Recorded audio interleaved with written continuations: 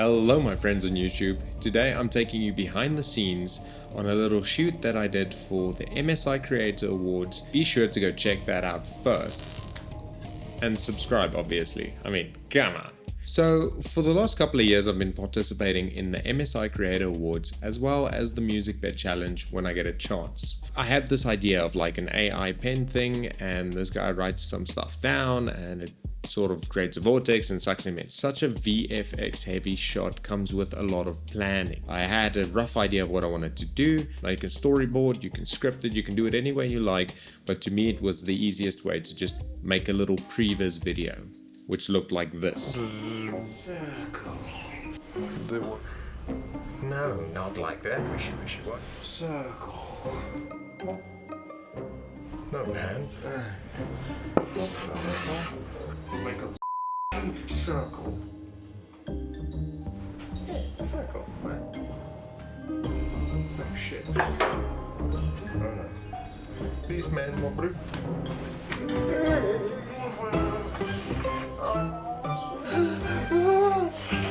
It sucks. MSI logo joke. So as you can see, it needs a lot of work, but it gave me an idea of what angles I liked. I knew that I wanted the ending to be the same, and now I knew which sort of VFX shots I would need to pull off with the green screen. So I scouted the location. This is where I am going to be shooting my video for the MSI Creators Awards. It is 2 AM, so I guess here's a time lapse of me cleaning or something. Now I just needed this pen thing. So we're going to be making that right now, at least trying to. With lights, it could still work. And the side's positive.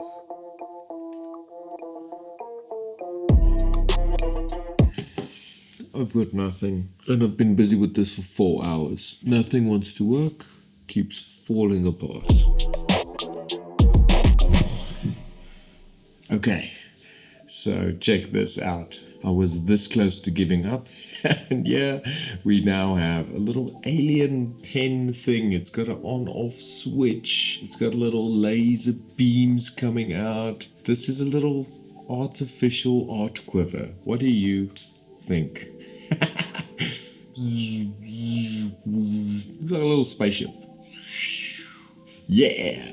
But now that I had this little demo, I had an idea, and I figured why not incorporate the assembly or the build of this thing into the rest of my short. So I looked at a couple of scenes in Iron Man. I took a lot of inspiration from that, you know, that whole gritty assembly vibes. So that meant wardrobe and production design was very important. So I made sure to get myself a scruffy outfit and little welding goggles, and figured while I'm actually building it, I'll just film a couple of angles. So some of these scenes in the short film are actually me really assembling this thing. So the shoot day came, and it was time to start with the production design. I set up a couple of props. I still put up a little mapping mood board, like a science board, and wrote some mumbo jumbo on there, like particle emitters, and drew some diagrams and just stuck that on there. Now for the lighting, I wanted it to be evening or cool, you know, night. He's alone in the dark in his garage or whatever. So I put a newer LED panel outside the window,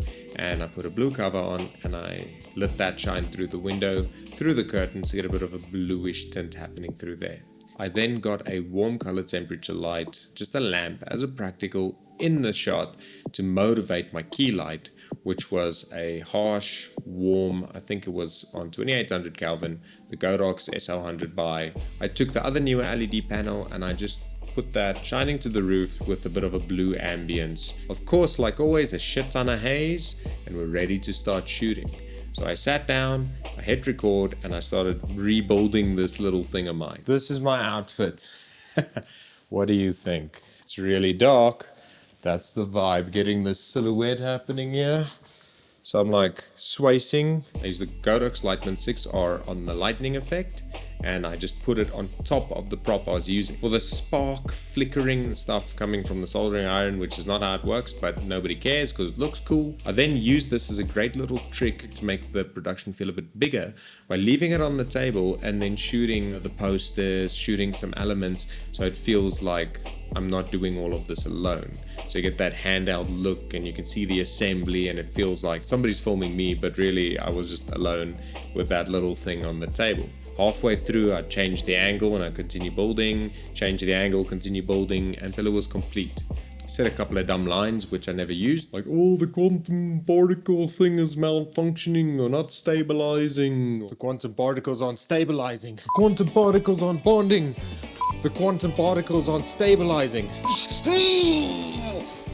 It's gonna keep crunching. It's too much power. Evac, evac, evac, evac. Ow, Mom. It's too much energy. Oh shit. Oh no. The quantum particles aren't stabilizing. It's too much. It's too much. The quantum particles aren't stabilizing. Oh, what did I do now? Quantum particles really fucked out there. Steven, just commit. You're an actor. You can do this. I believe in you. It's working. What the fuck? Okay, that's enough. And now it's time for the VFX shots. So I put the camera on the tripod on an angle and I made a note of where my focus was, how high the camera was, what angle it was, just so that when I do it in front of the green screen, I can match the perspective. So I did it from the side. I shook a couple of things, moved a couple of things. Give this a wiggle. Did a couple of clean plates so that I got a good background to work with. Then I did the angle from the front, did the same thing, made a note of the lens I was using, the angle, the perspective, the focus, all the details. Then I let go and it sucked me in and now I'm dead. Also with the lighting, make notes of how your lighting is so you can recreate it. I then came inside and converted my room into a green studio like always, which was a lot of effort. How not to set up a fucking green screen.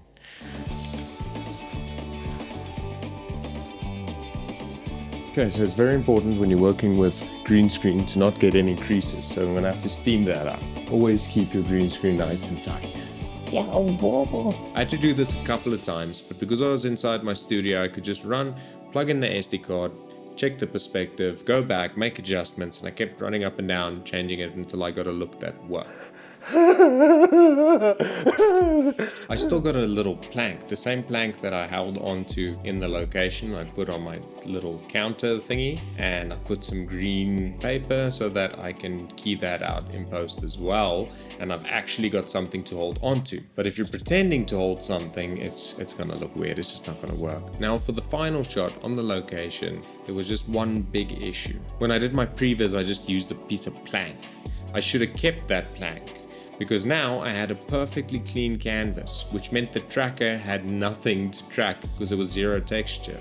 So I eventually had to go reshoot, but I just ran in and I stuck a lot of tape in the center of the canvas and I made myself a little tracking marker. I used the gimbal to get some smooth fluid motion, and then I just did a whole new take. So I could just slap on the MSI logo and there you go. So I was too lazy to match the lighting perfectly. All I did was use the Lightman 6R and I put it there on the side and I just exposed for that so that it feels like it's got that same vibe that I had in the original. But I mean, if you look at the footage, you'd never say that was shot a week later during the day, while the first half was shot all late at night. The couple of burn marks and textures that I got from Action VFX, tracked them, slapped it all on there, and I got a nice perfect MSI logo. Now, for all the particles and the portal and stuff, my PC couldn't handle much of that. Eventually, I did some of it, and then I had to export just the noise and just the particles, and then pull it back in as an MP4, just so I can still get the particles flying around. Eventually, I just opted for going to like Pexels and Pixabay and download a bunch of free stock assets of just some fire embers. And I was like, screw it, just slap this on here or resize them. For the black hole, I also found some cool portal effects that came with an alpha matte on Action VFX. So I just used that. I ended up finding a really cool asset of like a little black hole ball thingy on Pexels. And that was the heart of my black hole. And at the end of the day, this was just layers and layers and layers of compositing. If you ever want to sell a VFX shot, make sure that your environment and your lighting is interacting with the elements. I stacked all the clean plates and I made sure they were in sync with the lights that were flickering, so it looks like everything was moving, so it feels more realistic. I used the warper tool to warp my body as I get sucked into, like, you know, like noodle into the hole, a little at the end. Big logo reveal, and this works as an ad for MSI. It fits the theme, and I'm proud to say that is how I became the runner-up for the MSI Creator Awards, and it's just great to get recognition for your hard work and your effort, and it's just really awesome to be amongst the top 10 every single year. I really appreciate all the votes and all the people involved and that you like my short film. I hope you enjoyed this breakdown / behind the scenes. So yeah, do subscribe if you want to see more of this crap in the future. I really appreciate every single one of you. So I'm not going to waste any more of your time. You can go now.